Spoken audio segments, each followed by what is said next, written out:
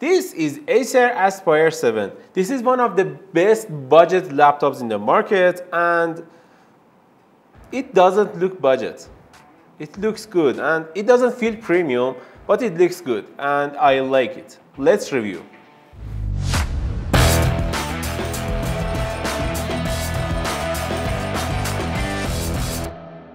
Acer made Aspire series a budget-friendly laptops, and they were always one of the best budget-friendly options in the market, and this one has no exceptions. And I should say, it's a good laptop. Before starting the video, please consider subscribing to our YouTube channel and ring the bell icon so you won't miss our next videos. Let's start with the body. This laptop right here made from all plastic. It means it has plastic everywhere in its body. It doesn't feel that cheap and it has a good feel to it. I like it. There is not that much flex on the laptop and it has a stiff body. Keyboard is fine. It has orange backlight. I don't know why, but at least it's there, unlike other competition. And also the keyboard is full-size keyboard. I like it. It has numpad and everything on this keyboard is in the right place, and I like it. Also, it has a plastic trackpad. It's not that great, but it's okay. And anyways, I suggest you to buy a mouse with this laptop. And also there is a fingerprint scanner in the trackpad, which works fast, and I like that. This laptop has biometric options, and it's good to have these options in this price range. Port selection on this laptop are good too. We have one charging port at 135 watts. We have one RJ45 with 1 gigabit per second speed. We have HDMI 2.1. We have two USB type A at 5 gigabit per second speed, which is nice. And one type C with Thunderbolt 4 support, which is insane.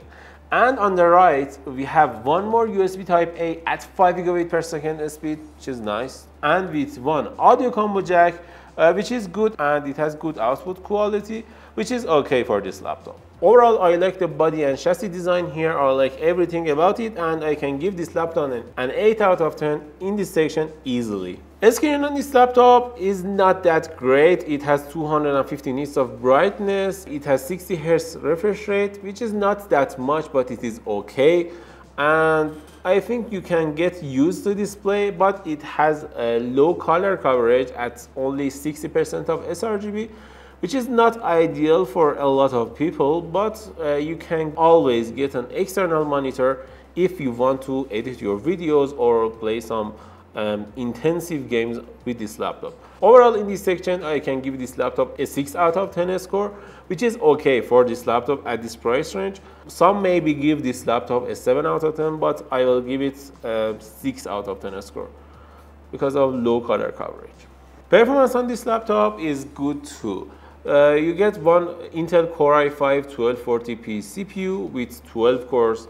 That means it has 4 performance cores and 8 efficiency cores with Nvidia RTX 3050 at 60 watts, which is okay. It's not that powerful, but it's powerful enough for this price range, and for its body, it has a thin and almost thin and light body. I like it, and because of that, I like this laptop. This model right here has 8 gigabytes of RAM, but you can upgrade it to 16 or 32 gigabytes of RAM, which is nice because it has 2 available sticks to upgrade, and you can also upgrade SSD with up to 2 slots and Wi-Fi card, which is insane. I like it. This is the most upgradable thin laptop, almost thin laptop I've ever seen, which is insane, and I love it.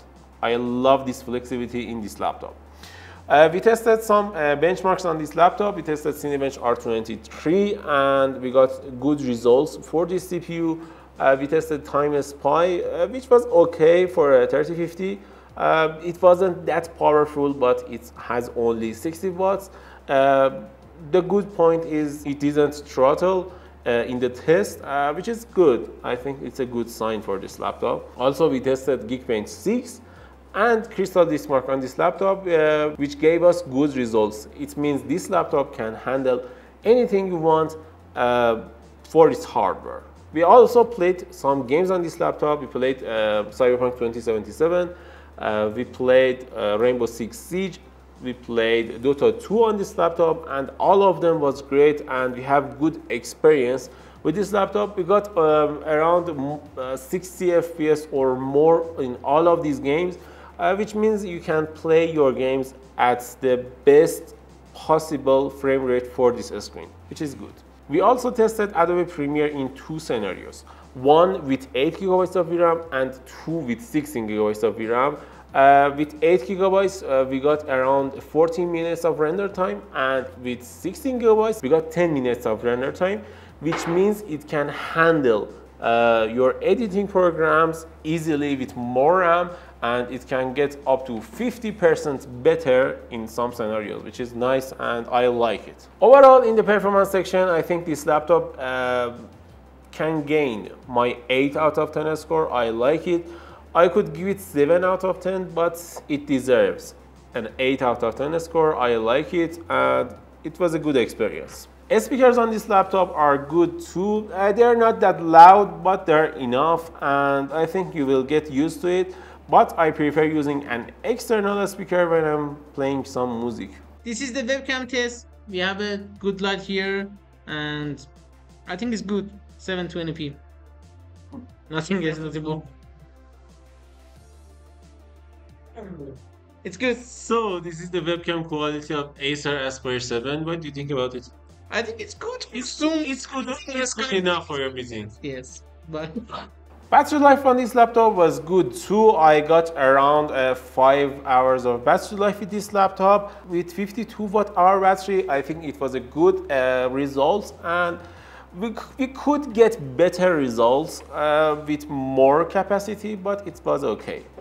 Overall, I like this laptop, and I can give it a solid 8 out of 10 score. It means if you want to buy this laptop, just buy it and you won't regret it. It's a good price for a good laptop. Thanks for watching this video. If you enjoyed it, please don't forget to like and subscribe. And if you have any opinion about this laptop, don't forget to comment down below.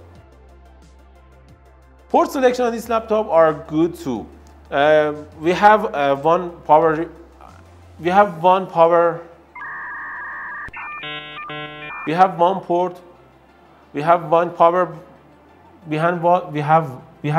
cord.